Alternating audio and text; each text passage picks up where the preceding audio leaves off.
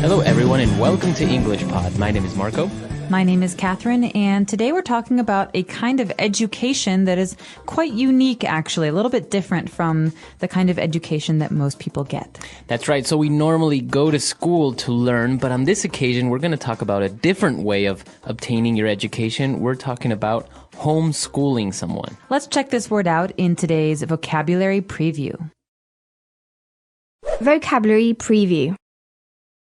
All right, so the word is homeschool, to homeschool someone. It's, I guess, a verb. Mm-hmm. And what does it mean if you're homeschooled? Well, you think about the word school, home. It means that you study at home, but you don't go to school every day. Instead, you have a parent or maybe a friend of a parent who comes to your house to teach you every day. So it's basically like having a tutor but not to help you with school, but to actually teach you everything that you learn at school. That's right. And some people are homeschooled with their siblings, so brothers and sisters. Other people are homeschooled alone. We'll talk about some of these things in a moment, but let's take a listen to our dialogue.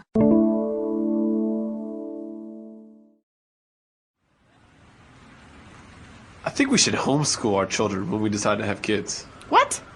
Why? Well, our public schools here are not very good, and private schools are just too expensive. I have been reading up on some homeschooling, and it has a lot of advantages. Like what? I think that by doing something like that, we would be isolating our children from social interaction. Well, first of all, I would be able to teach them everything they learn in school in a more relaxed and fun way. I also think that having a one-on-one class is much better since you can focus more on his or her strengths or weaknesses. I think neither your parents or mine would agree to such an idea. I'll bring it up over Sunday brunch. Good luck with that. All right, we're back. So now let's take a look at some of that language on Language Takeaway. Language takeaway. So as we mentioned in the introduction to today's podcast, homeschooling is one of many different educational options. The most common ones are, in the beginning of the dialogue, public and private school. Right. So in most places, you will have public schools where basically the education is paid for by the government. Yeah, that's right. So public schools are schools that are available to all students. You don't have to pay to attend them. This is, of course, in America. In Britain, the system is a bit different. But in America, you have the public schools, which most kids go to. Of course, if your parents don't want you to study in public school, there's another option that's called private school. That's right. So a private school, as the name says, it's not really private, but what happens is that it's not available free for everyone. You have to actually pay to go to this school. That's right. The school has a tuition, kind of like a private college or university. So you have to pay every semester or every year. And usually these schools also have application standards. So they interview you, they interview your parents. So there's a lot of different things you have to do to attend these schools. That's right. So they're a bit more exclusive. That's right. Now, so these are basically some three options. You have homeschooling, public schools, private schools. And, well, the two parents are kind of discussing the options of why it would be maybe not a good idea to homeschool one of the kids. And she says that it would be isolating our children from social interaction. All right, so let's take first let's take a look at the word to isolate. This is a verb, and I like to think of island, isolate, kind of similar in a way. Basically, to isolate from is to keep away from. So if your student or your child is being homeschooled, he or she might be isolated from other students. They're not near or with other students. That's right. So to isolate means to keep away from or to keep separately. So like you said, maybe if you're on an island, you are isolated from the rest of the world. That's right. Or if I live in the country far away from the city, I feel isolated from other people. So she's saying that the kid might be isolated from social interaction. All right. Now, social interaction, this is a two-word phrase. We usually take it as a phrase. This basically means talking to or playing with other people, other kids. Right. So I guess in this case, it's personal or physical social interaction because nowadays you have social interaction via the internet. That's right. But in the case of a student going to school, it would be, of course, playing on the playground, attending class. But social interaction means talking to or being with other people. That's right. Well, and the other parent argued that there are many advantages, and specifically he said that having a one-on-one class is better for the kids. All right, so this word one-on-one refers to one teacher, one student. Right. One parent, one child. It means when you're talking to someone and there's no one else around. All right, so usually tutors teach you one-on-one. Right. You sit at a table and your tutor helps you study. But in the case of homeschooling, the student learns one-on-one, so learns directly from the teacher. Right, and that's different from public schools, obviously, because you have one teacher for maybe 30 students. That's right. So that's not one-on-one. That's Right. one-on-many. Right, exactly. But one-on-one is also a word you can use when you talk about meetings. So you could say, hey, Marco, can we have a one-on-one meeting later? I'd like to talk to you alone. So that means I'm not going to talk to you with other people around. Right. Okay, it's like a private meeting. Yeah. Very good. So let's take a listen to the dialogue again, and then we're going to come back and we're going to take a look at some key phrases.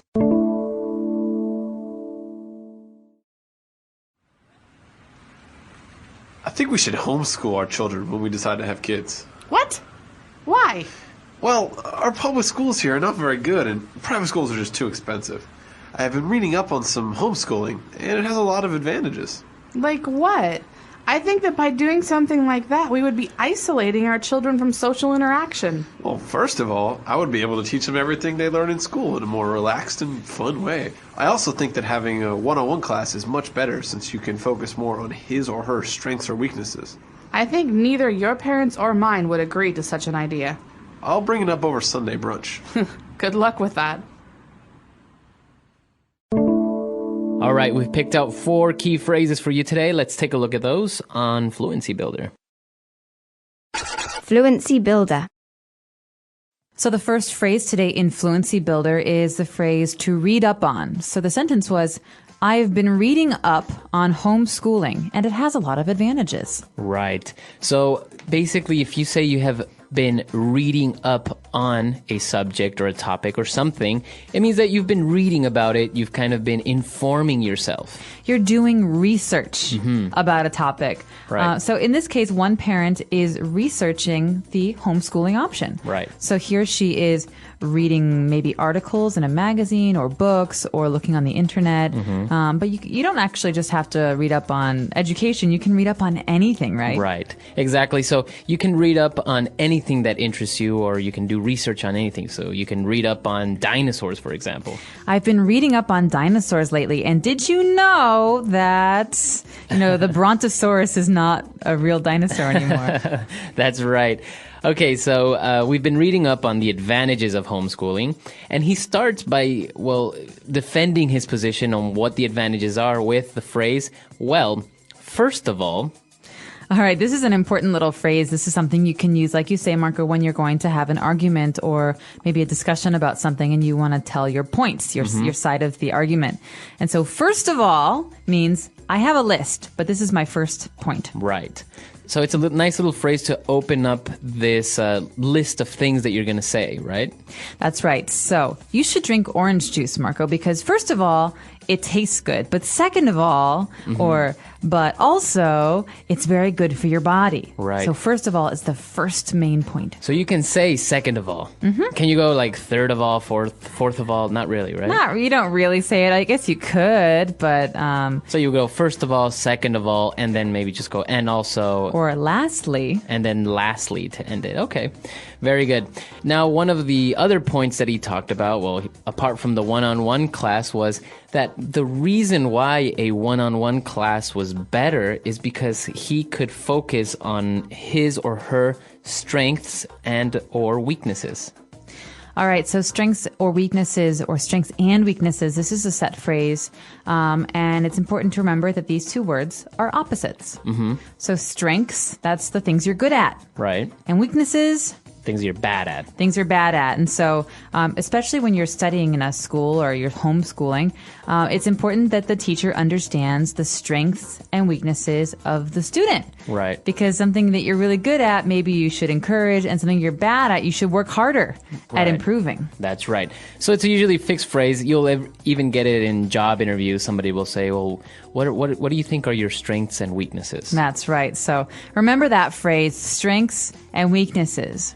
Okay, and lastly, he said that, well, even though the idea is interesting, it might be difficult to make the parents or the grandparents agree with him. So he said he will bring it up over Sunday brunch.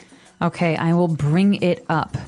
Bring it up. Well, you're not actually holding something. This means that you will mention it in conversation. Mention the topic, right? That's right. So maybe grandma and grandpa don't think homeschooling is a good idea, but you will discuss it or you will suggest it during Sunday brunch. Right. So if you want to discuss a topic, you usually say, I will bring it up with the president, for example.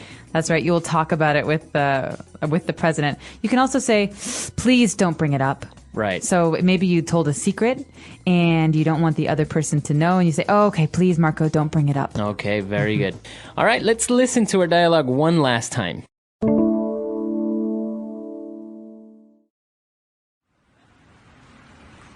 I think we should homeschool our children when we decide to have kids. What? Why?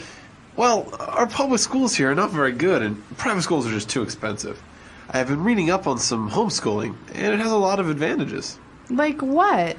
I think that by doing something like that, we would be isolating our children from social interaction. Well, first of all, I would be able to teach them everything they learn in school in a more relaxed and fun way. I also think that having a one-on-one class is much better since you can focus more on his or her strengths or weaknesses.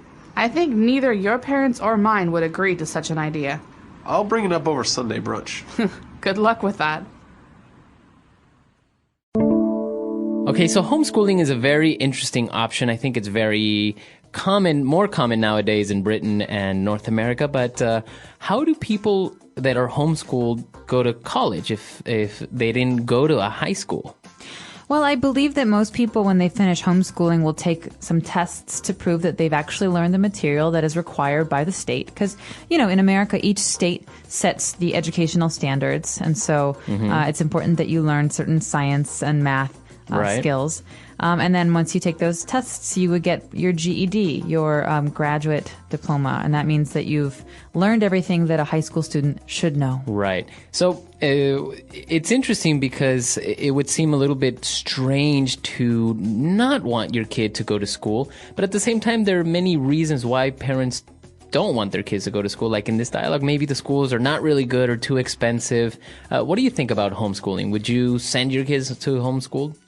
I don't think I would do homeschooling because I think it's really important for students or for children to learn how to get along with others and to learn to negotiate and to learn to play and to also learn to respect their teachers because you have a different relationship with your parents than you do your teachers. And right. I think there's a lot of valuable social lessons you can learn at school, but I do understand why a lot of people choose this option, especially if the schools in their area are poor performing schools so that the students aren't learning enough, or if maybe they're not safe because some schools there's some bullying or there's some violence. And so for those reasons, I definitely understand the motivation to do homeschooling. But then again, you can't, I mean, you can get homeschooled from kindergarten all the way through high school, right? But there is no homeschooling for university unless you do like an online degree or something like that. You can't really be homeschooled for college. No, there's distance courses, so you could use the internet and learn online, but no, you can't homeschool for university. Yeah. It's a very debatable topic. A lot of people defend it, saying it's good. You know, it brings parents closer together to their kids, that kids enjoy learning, that they learn better, etc. Other people don't really agree with it. So what is your opinion? Do you agree with homeschooling? Our website is EnglishPod.com. We hope to hear your arguments there. Okay, we'll see you there. Bye. Bye.